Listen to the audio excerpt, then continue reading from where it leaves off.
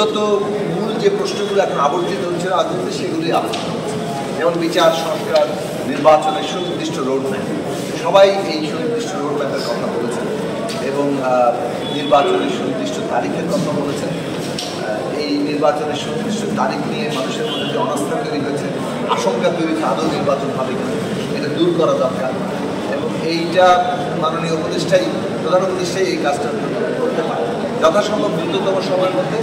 এই রোডম্যাপ চাওয়া হয়েছে এবং এই ক্ষেত্রে অনেকে তারিখও প্রস্তাব করেছেন যে এই সময়ের মধ্যে 15ই জুলাইয়ের মধ্যে, যেহেতু ঐকমত্য কমিশন একটা সময় নিয়েছে যের মধ্যে তারা সমস্ত ঐকমত্য তৈরি কাজটা শেষ করবেন, ফলে একটা জুলাই সনদ কিংবা জাতীয় সনদ যেসব বিষয়ে ঐকমত্য হবে সেখানে তৈরি হবে এবং সেটার সাথে সাথে যাতে নির্বাচন তারিখ ঘোষণা করা হয় এরকম মতও কেউ দিয়েছে।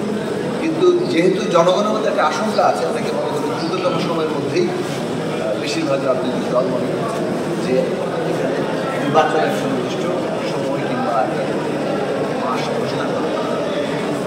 এইটা দরকারের কারণে যেসব প্রশ্ন নিয়ে বিশেষ সংস্কার এবং নির্বাচনের পরিবেশ নিয়ে যে আলোচনাটা দরকার সেটা এখন পর্যন্ত যখন শুরু হয়েছিল জনগণকে সম্পৃক্ত করা।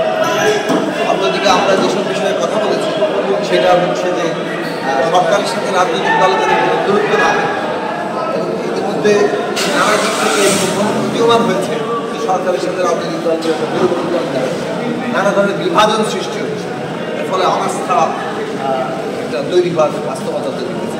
এইটা সরকারকে উদ্যোগ নিয়েই কাটিয়ে দিতে হবে যাতে কোনো রকম বিভাজন না থাকে, কোনো প্রশ্ন যেগুলো বিভাজন তৈরি করতে পারে সেগুলো যাতে আসলে কোনোভাবে সরকারের কাছে অগ্রাধিকার হিসাবে নেওয়া আসে। এই সরকারের প্রধান যে দায়িত্ব বিচার সংস্কার এবং নির্বাচন, সেইটা তারা যাতে সুষ্ঠুভাবে সম্পন্ন করতে পারে, পাশাপাশি অন্যান্য দৈনন্দিন অর্থনৈতিক সংকট, মানুষের জনজীবনের সংকট, বিশেষত আইন শৃঙ্খলা পরিস্থিতি, মানুষের নিরাপত্তা, এইসব প্রশ্নগুলো তারা সমাধান করে সেই সব বিষয়ে নানাভাবে আমরা দেখা করছি। এবং আমরা মনে করি যে আরও কয়েকটি বিষয় এখানে আলোচনা হওয়া দরকার, যেমন জুলাই শহীদদের রাষ্ট্রীয় মর্যাদার প্রশ্ন, সেটা কবে নাগাদ ঘোষিত হবে সেই বিষয়ে আমরা মোট 5টি কমিশন নিয়ে আলোচনা করি। বাইরে যে অন্যান্য কমিশন রিপোর্ট দিয়েছে সেগুলো কীভাবে বাস্তবায়িত হবে সেই বিষয়গুলো আমরা জানতে চেয়েছি, এগুলো তারা পরবর্তীতে জানাবে।